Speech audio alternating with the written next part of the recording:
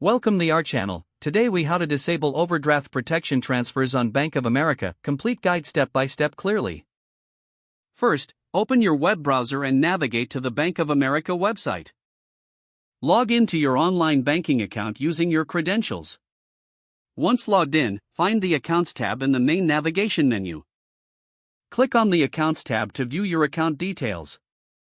Locate the account for which you want to disable overdraft protection transfers. Select the specific account to open its details page. Look for the Overdraft Protections section on the Account Details page. Click on the option to manage or edit your overdraft protection settings.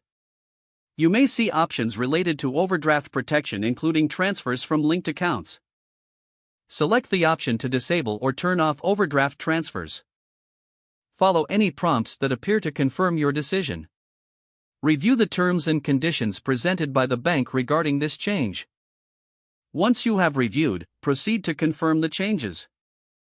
You should receive a confirmation message indicating that overdraft protection transfers have been disabled.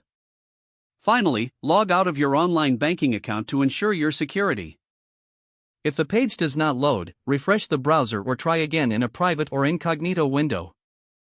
Make sure you are using the correct email address, then retype it carefully to avoid small typos.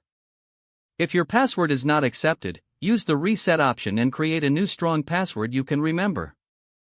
Check your spam folder for verification or security emails, then complete any requested confirmation steps.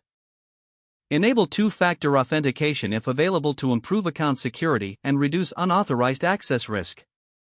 After signing in, review your profile details so your contact information and settings are accurate and current. If you see an error message, note it down and try again after restarting your device and internet connection. Log out when you finish, especially on shared devices, to keep your account and payment information secure. If the page does not load, refresh the browser or try again in a private or incognito window.